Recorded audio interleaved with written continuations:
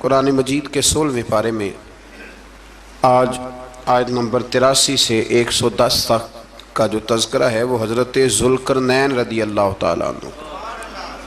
اللہ تعالیٰ نے انہیں زمین میں اقتدار دیا تھا۔ 4 لوگ دنیا میں ایسے ہو چکے ہیں جنہیں اللہ تبارک و تعالیٰ نے پوری دنیا میں اقتدار دیا، ایک وقت میں پوری دنیا کا ایک ہی بادشاہ۔ 2 مسلمان تھے، 2 کافر۔ مسلمانوں میں حضرت سلیمان علیہ السلام اور جناب ذوالقرنین علیہ السلام، اور کافروں میں بخت نصر اور نمرود۔ یہ 2 لوگ ہیں جنہیں اللہ نے پوری دنیا میں اقتدار دیا، اور پھر اس کے بعد آنے والے وقت میں اللہ تعالیٰ امام مہدی کو سارا اقتدار عطا فرمائے گا پوری دنیا کا۔ حضرت ذوالقرنین کے بارے میں 2 روایات ہیں، ایک تو یہ ہے کہ وہ نبی تھے اور ایک یہ ہے کہ نہیں وہ ولی تھے، لیکن مجھے حضرت مولا علی شیر خدا رضی اللہ تعالیٰ عنہ کا قول ملا ہے جس میں آپ نے فرمایا ہے کہ نہیں وہ نبی نہیں تھے، تو اس لیے میرا نظریہ یہی ہے کہ وہ اللہ کے ایک نیک بندے تھے۔ اللہ نے انہیں پوری زمین میں اقتدار دیا۔ وہ ایک مہم پہ نکلے، ان کا ارادہ بنا کہ میں ذرا دنیا کا چکر لگاؤں، تو انہوں نے سفر شروع کیا کہ میں دیکھوں ذرا سورج غروب کہاں ہوتا ہے۔ تو فرماتے میں پہنچا، بڑا گیا، لیکن میں اس مقام تک پہنچ گیا جہاں سورج غروب ہوتا ہے، تو پھر میں نے دیکھا کہ ایک سیاہ کنواں ہے جس کے اندر جا کے وہ چھپ گیا ہے، لیکن رب کریم کی اس حقیقت تک میں پہنچ سکا نہیں۔ پھر آپ فرماتے ہیں کہ میں آگے نکلا تو مجھے ایک قوم کے بارے میں بتلایا گیا جو بڑی خونخوار قوم تھی، بڑی خونخوار، اس کو یاجوج اور ماجوج کہا جاتا ہے۔ یہ قوم اتنی خونخوار تھی کہ یہ درندوں کو بھی کھا جایا کرتے تھے، اتنے لمبے چوڑے ان کے قد تھے، اتنے زیادہ طاقتور تھے کہ سانپ اور بچھو بھی کھا جاتے تھے۔ یہ نکلا کرتے تھے سبزے کے دنوں میں تو ساری کھیتیاں اجاڑ جاتے تھے، ہر چیز تباہ کر جاتے تھے، حتیٰ کہ انسانوں تک کو کھا جاتے تھے۔ تو حضرت ذوالقرنین جب وہاں پہنچے، اللہ تبارک و تعالیٰ نے انہیں ان مظلوم لوگوں کا مددگار بنایا جن پر یاجوج اور ماجوج کی قوم ظلم کرتی تھی۔ انہوں نے آپ سے کہا کہ حضور مہربانی فرمائیں، اس قوم سے تو ہماری جان چھڑائیں۔ آپ نے فرمایا تم میری مدد کرو۔ انہوں نے کہا حضور کس طرح؟ فرمایا بس جسمانی طور پر میری مدد کرو۔ تو آپ نے پھر وہاں ایک دیوار بنائی، ایک دیوار، لوہا کاٹ کر، سیسا پگھلا کر، پتھر ڈال کر ایک بڑی موٹی تازی دیوار بنائی، اور اتنی اونچی بنائی، اور پھر اس کے چاروں جانب آگ جلائی تاکہ وہ لوہا اس طرح پگھل جائے کہ وہ دیواروں کے ساتھ چپک جائے، تاکہ کوئی آدمی پیر رکھنا چاہے تو پیر رکھ کے اس پہ چڑھ نہ سکے۔ آپ نے وہ دیوار بنائی۔ اب اس قوم کا حال یہ ہوا کہ وہ اس کے اندر قید ہیں، وہ صبح جب اٹھتے ہیں تو اس کو توڑنا شروع کرتے ہیں، توڑتے رہتے ہیں، تو جب شام ہوتی ہے تو ان میں سے ہر روز ایک شخص کہتا ہے اتنی رہنے دو، باقی کل کریں گے۔ لیکن جب وہ سویرے اٹھتے ہیں تو اللہ تعالیٰ اس دیوار کو پھر سے مضبوط فرما دیتا ہے۔ نبی کریم علیہ السلام نے فرمایا قرب قیامت میں ایک وقت آئے گا، قیامت کے قریب جا کے ایک ٹائم ایسا آئے گا کہ اس مخلوق میں سے ہی ایک شخص پکارے گا، اور پکار کے کہے گا کہ اب سو جاؤ انشاءاللہ۔ اللہ ان کی زبان پہ جاری کہے گا اب سو جاؤ، اور سویرے انشاءاللہ یہیں سے شروع کریں گے۔ تو فرمایا وہ چونکہ انشاءاللہ کہیں گے تو پھر اللہ تبارک و تعالی اگلے دن اس دیوار کو وہیں پہ رکھے گا جہاں رات کو انہوں نے اسے چھوڑا تھا۔ اگلے دن وہ توڑیں گے تو دیوار ساری ٹوٹ جائے گی، اور پھر اللہ تبارک و تعالیٰ کا فضل ہوگا تو مسلمان کی طرف وہ بڑھیں گے، وہ قتل و غارت کریں گے، پھر سے وہی درندگی کریں گے۔ تو پھر حضرت عیسیٰ علیہ السلام ان کے لیے دعا کریں گے، تو دعا کا یہ حال ہوگا کہ ان کے وجود پر کچھ ایسی چیزیں برآمد ہوں گی جن کی وجہ سے وہ مر جائیں گے، ختم کر دیے جائیں گے، قیامت کے قریب جا کے وہ دوبارہ آئیں گے۔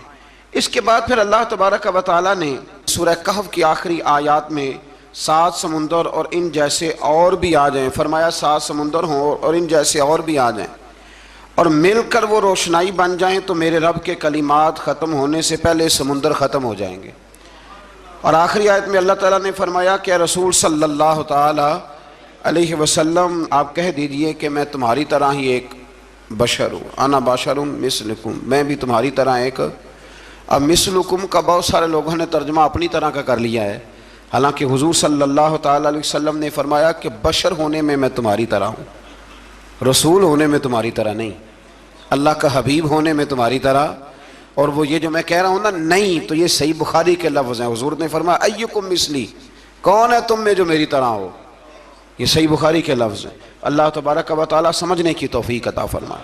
پھر اس سے آگے سورہ مریم شروع ہوتی ہے۔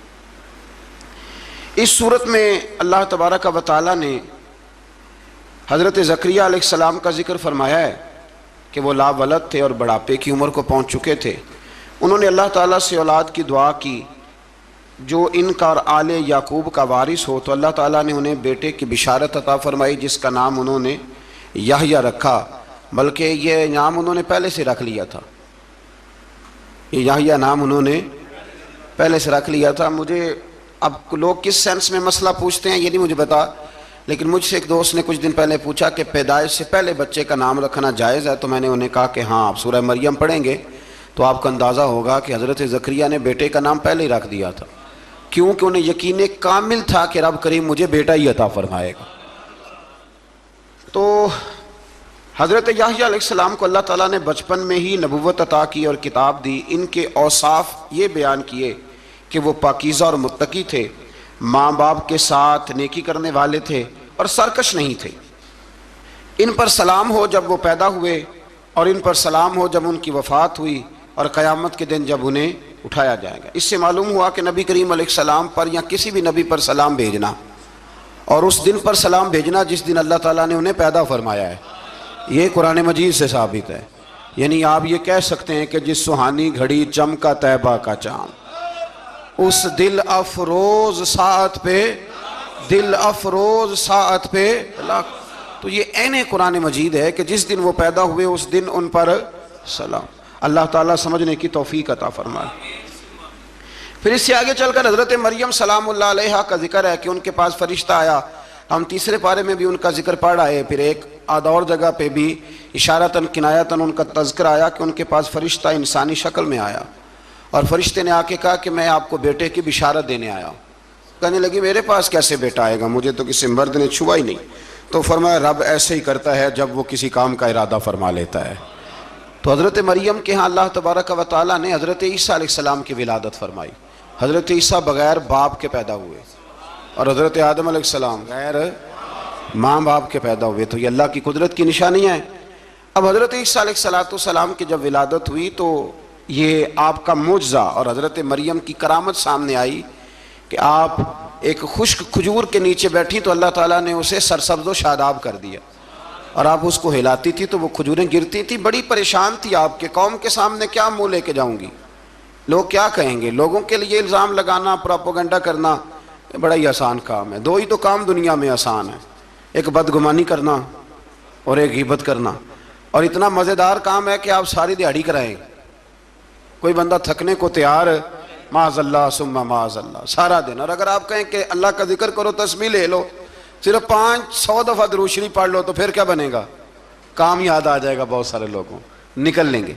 کبھی کبھی کچھ چیزیں بڑی یاد رہ جاتی ہیں۔ ایک شاعر نے ایک شعر کہا تھا، میری تھوڑی سی شعری ذوق ہے تو مجھے دلچسپی ہے، رہ جاتی ہیں کچھ باتیں ذہن میں۔ ایک دفعہ ہمارے ایک دوست کے بارے میں کچھ پروپیگنڈا ہونے لگا، تو میں نے انہیں ایک شعر لکھ کے بھیجا، مجھے یاد تھا، میں نے ایک شعر لکھا۔ کسی شاعر نے کہا تھا کہ مخلوق تو فنکار ہے اس درجہ کے پل بھر میں، سنگے در کعبہ سے بھی اصنام تراشے۔ کعبے کے اندر سے مٹی لے کے لوگ بت بنا لیتے ہیں اور اللہ کا شریک بناتے ہیں۔ تو کہنے لگا شاعر کہ مخلوق تو فنکار ہے اس درجہ کے پل بھر میں، سنگے در کعبہ سے بھی اصنام تراشے۔ تم کون ہو کیا چیز ہے داغ کبابی، لوگوں نے تو مریم پہ بھی الزام تراشے۔ لوگ تو منٹ لگاتے ہیں، وہ جو رہی مسجد میں، پلی مسجد میں، لوگوں نے الزام لگانے کا وقت آیا تو الزام لگا دیا، سید عائشہ صدیقہ پہ لگا دیا، صدیق کی بیٹی اور صدیقہ۔ آپ سوچ سکتے ہیں کہ لوگ کہاں تک جاتے ہیں اور باتیں کہاں تک پہنچتی ہیں۔ تو یہ میرے رب کریم کا فضل اور کرم ہے کہ جناب مریم کی برات کا اعلان بھی قرآن نے کیا، اور حضرت عائشہ صدیقہ کی برات کا اعلان بھی قرآن پاک نے فرمایا، یہ بھی قرآن مجید نے فرمایا ہے۔ اور کل پرسوں بھی بات ہو رہی تھی حضرت یوسف علیہ السلام کی، تو الزام تو لگتے رہتے ہیں۔ تو میں نے اس دن بھی سوال کیا تھا، پھر دہراتا ہوں کہ غلطی کیا تھی حضرت یوسف کی؟ کبھی کنواں اندھیرا، کبھی بھائیوں کے تھپڑ، کبھی مصر کا بازار، اور ذرا سوچو تو صحیح جب بولیاں لگتی ہیں انسان کی تو کیا حال ہوتا ہے۔ اور پھر ذرا یہ بھی تو دیکھو نا کہ جب زلیخا نے الزام لگایا تو پھر کیا حال ہے، اور پھر 12 سال کی جیل پر رب فرماتے ہیں شانیں میں نے یوسف کو ہی عطا فرمائی ہیں۔ تو حضرت مریم سلام اللہ علیہا جب وہ بیٹا لے کے گئی ان کے پاس تو انہوں نے کہا یہ کہاں سے آ گیا؟ تو آپ فرمانے لگی میں نے تو چپ کر روزہ رکھا ہوا ہے، اسی سے پوچھ لو یہ کہاں سے آیا ہے، یہی بتائے گا۔ پنگھوڑے میں تھے حضرت عیسیٰ علیہ السلام، پنگھوڑے میں، تو قرآن مجید کہتا ہے کہنے لگے قال انی عبد اللہ، حضرت عیسیٰ بولے اور بول کے کہنے لگے میں اللہ کا بندہ ہوں، اور آتانی الکتاب، خالی نہیں آیا کتاب ساتھ لے کے آیا ہوں، وجعلنی نبیّا، اور اس نے مجھے نبی بنا کے بھیجا ہے۔ تو حضرت عیسیٰ علیہ السلام پنگھوڑے میں ہیں تو کلام فرما رہے ہیں، اپنے نبی ہونے کا اعلان فرما رہے ہیں۔ اب اس بندے کے قریب جا کے اس سے سوال کرنے کو دل نہیں کرتا جو نبی پاک کے بارے میں کہتا ہے 40 سال کے بعد نبی بنے۔ یہاں پنگھوڑے میں حضرت عیسیٰ کلام کریں، پنگھوڑے میں، اور وہ پنگھوڑے میں کہیں میں نبی ہوں، اور تو اپنے رسول کے بارے میں یہ کہے کہ بکریاں چرا رہے تھے تو معاذ اللہ انہیں پتہ ہی نہیں تھا کہ میں نبی بن جاؤں گا۔ ایسی کوئی بات نہیں۔ اعلیٰ حضرت فرماتے ہیں اللہ اللہ وہ بچپنے کی پھبن، یعنی بچپن میں بھی رنگ ڈھنگ نرالے تھے میرے رسول کی۔ اللہ اللہ وہ بچپنے کی پھبن، اس خدا بھاتی صورت پہ لاکھوں سلام، اس خدا بھاتی صورت پہ۔ اور مرحوم اعظم چشتی نے بھی ایک جملہ بڑا خوبصورت کہا، اس نے کہا تیری حیات پاک کا ہر لمحہ پیغمبر لگے، تیری حیات پاک کا ہر لمحہ پیغمبر لگے۔ پھر اس سے آگے آیت نمبر 41 سے ایک بار پھر حضرت ابراہیم علیہ السلام کا ذکر ہے کہ وہ بہت سچے نبی تھے، انہوں نے اپنے چچا کو بے جان بتوں کی عبادت سے روکا، عذاب الہی سے ڈرایا۔ اس نے کہا کہ آپ ہمیں ہمارے خداؤں سے پھیرنا چاہتے ہیں، اس سے رک جائیں ورنہ ہم آپ کو سنسار کر دیں گے۔ ابراہیم علیہ السلام نے کہا کہ میں آپ کے لیے اپنے رب سے استغفار کرتا رہوں گا، وہ مجھ پر بہت مہربان ہے۔ تو اللہ تبارک و تعالیٰ نے انہیں اسحاق علیہ السلام بیٹے اور یعقوب علیہ السلام پوتے کی بشارت دی، اور یہ بھی فرمایا کہ یہ دونوں نبی بھی ہوں گے۔ پھر آیت نمبر 51 سے لے کر 58 تک مختلف انبیاء کا ذکر ہے۔ اللہ تعالیٰ نے اس میں فرمایا کہ حضرت موسیٰ کو برگزیدہ رسول، نبی اور اللہ کا رازدار کہا گیا، اور حضرت ہارون کی نبوت کا بیان بھی ہوا، اور حضرت اسماعیل کو وعدے کے سچے، نماز اور زکوٰۃ کا حکم دینے والے رسول اور نبی اور اللہ کا پسندیدہ قرار دیا گیا۔ ادریس علیہ السلام کو صدیق نبی قرار دیتے ہوئے فرمایا کہ ہم نے ان کو بلند جگہ پہ بٹھایا ہے۔ کہاں ہے ادریس علیہ السلام؟ چوتھے آسمان میں بھی، اور جنت کا قول بھی ہے۔ دو روایتیں ان کے بارے میں ملتی ہیں، ایک تو یہ ہے کہ وہ حضرت ملک الموت سے ایک دفعہ کہنے لگے تو میرا یار نہیں بن جاتا، اللہ ہی بھلا کرے۔ حضرت اسرائیل کو کہنے لگے دوست بن جو، کہ بن جاتے ہیں، دوستی ہو گئی۔ فرمانے لگے یار موت کا ذائقہ کیسے چکھاتا ہے؟ کہنے لگا میں آپ کو چکھا دیتا ہوں۔ آپ کو موت کا ذائقہ چکھایا اور دوبارہ پھر وہ ڈال دی، آپ اٹھ کے بیٹھ گئے۔ کہنے لگے دوزخ تو دکھا، نے وہ بھی دکھا دی۔ فرمایا جنت تو دکھا، جنت بھی دکھائی۔ تو کہنے لگا واپس چلیں، فرمانے لگے اب تو نہیں جانا۔ کیوں؟ فرمایا رب فرماتا ہے ہم فیہا خالدون، جو جنت میں آئے گا یہیں رہے گا۔ میں کہا جناب وہ تو پہلے موت کا ذائقہ چکھنا ہے، پل صراط جو دوزخ کے اوپر ہے وہاں سے گزرنا ہے۔ تو آپ فرمانے لگے یہ دونوں کام میں کر چکا ہوں اور تو نہیں کرائے ہیں، لہذا میں آ گیا ہوں تو میں نے یہیں پہ رہنا ہے۔ اب حضرت ملک الموت علیہ السلام نے عرض کی مالک یہ تیرا بندہ، فرمایا تیری دوست بھی اس کے ساتھ لگی تھی تو میری توفیق سے ہی لگی تھی، اور یہ یہاں تک آئے بھی میری توفیق سے ہی ہے، میرا ارادہ بن گیا انہیں یہاں رکھنے کا۔ میری طلب بھی تو تیرے کرم کا صدقہ ہے، میری طلب بھی تو تیرے کرم کا صدقہ ہے۔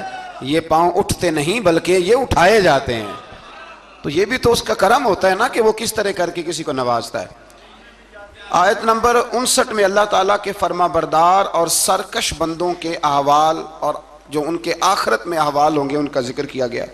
آیت نمبر 66 میں بتایا گیا ہے کہ منکرین آخرت حیات بعد الموت کے بارے میں ہمیشہ شک میں مبتلا رہے، انہیں یقین ہونا چاہیے کہ مرنے کے بعد دوبارہ وہی خالق زندہ کرے گا جس نے پہلی بار بغیر کسی نام و نشان کے پیدا کیا۔ آیت نمبر 76 میں بتایا کہ جو لوگ گمراہی میں مبتلا ہیں ان کے ابتلا میں اضافے کے لیے مہلت کی مدت بڑھا دی جاتی ہے، اور جو ہدایت یافتہ ہیں ان کو مزید استقامت نصیب ہوتی ہے۔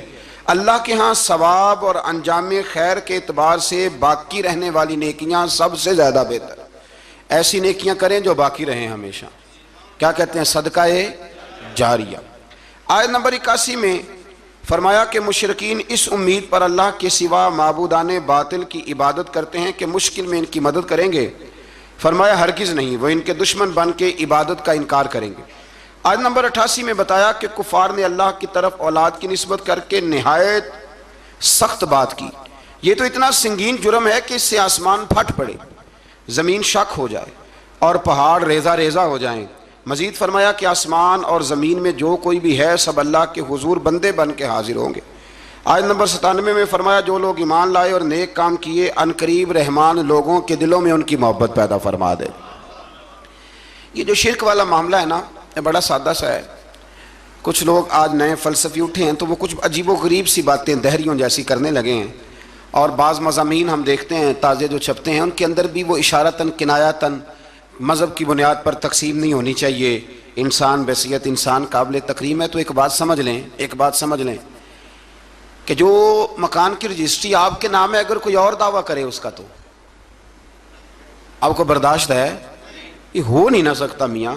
ملک میں وزیر کئی ہو سکتے ہیں پر وزیر اعظم ایک ہوتا ہے، اس کو سمجھ لیں۔ تو جب اللہ کی توحید میں کوئی کسی کو شریک ٹھہراتا ہے تو بہت بڑا جرم کرتا ہے، وہ بہت بڑا جرم کرتا ہے۔ یوں سمجھ لیں کہ جیسے آپ کی 5 مرلے کی زمین پہ کوئی آ کے قبضہ کرے، اسے مار دینے کو دل کرتا ہے۔ اس لیے یہ ساری زمین رب کریم کی ہے، آسمان و زمین کا خالق اور مالک۔ تو شرک ناپسندیدہ بات، ناپسندیدہ۔ سورہ طٰہٰ شروع ہوتی ہے۔ اس سورہ طٰہٰ میں نبی پاک صلی اللہ تعالی علیہ وسلم کو رب کریم نے فرمایا کہ محبوب قرآن اس لیے نازل نہیں کیا تھا کہ آپ مشقت میں پڑ جائیں۔ نبی کریم لمبی لمبی نمازیں پڑھتے تھے، لمبی لمبی۔ تو قرآن مجید نے کہا طٰہٰ ما انزلنا علیک القرآن لتشقیٰ، محبوب قرآن اس لیے نازل نہیں کیا کہ آپ مشقت میں پڑ جائیں۔ حضور لوگوں کو بڑی جد و جہد کے ساتھ دین کی طرف بلاتے تھے، تو کہا محبوب قرآن اس لیے نازل نہیں کیا تھا کہ آپ مشقت میں پڑ جائیں، آپ تو مشقت کرنے لگ گئے۔ وہ یا رب اپنے محبوب کو کہہ رہا ہے، جیسے سورہ مزمل میں بات ہوئی نا کہ محبوب تھوڑا آرام بھی فرما لیا کر، محبوب تھوڑا آرام بھی فرمائے۔ پھر فرمایا کہ یہ قرآن نصیحت کے لیے نازل ہوا ہے اور اللہ ظاہر و باطن سب کو جانتا ہے، اور وہ وحدہ لا شریک ہے اور سارے اچھے نام اسی کے ہیں۔ آیت نمبر 10 میں فرمایا کہ مدین سے واپسی کے سفر کے دوران موسیٰ علیہ السلام اس واقعے کا بیان کیا کہ وہ اپنی جگہ پر رکے ہوئے تھے، تو وہیں انہیں غیب سے ندا آئی کہ موسیٰ میں آپ کا رب ہوں، آپ وادی مقدس میں ہیں تو ادباً اپنے جوتے اتار دیجئے، میں نے آپ کو چن لیا ہے، میرے پیغام وحی کو توجہ سے سنیے، میں اللہ وحدہ لا شریک ہوں، میری بندگی کیجیے، میری یاد کے لیے نماز قائم کیجیے، قیامت آنے والی ہے اسی کی طرف آپ توجہ فرمائیے۔ اسی موقع پر آپ کو جو معجزات عطا کیے گئے ان کا بھی ذکر ہے، اور وہ ہم پیچھے بہت ساری جگہوں پہ اس کا ذکر کر آئے کہ اللہ تعالیٰ نے ان کو ایک ایسا عصا عطا فرمایا تھا کہ وہ ایک دم میں ہی بہت بڑا اژدہا بن جایا کرتا تھا، اور پھر حضرت سیدنا موسیٰ علیہ السلام اپنا ہاتھ گریبان میں ڈال کے نکالتے تھے تو آفتاب کی طرح روشن ہو جاتا تھا۔ اقبال کہتے ہیں یدے بیضا لیے بیٹھے ہیں اپنی آستینوں، یدے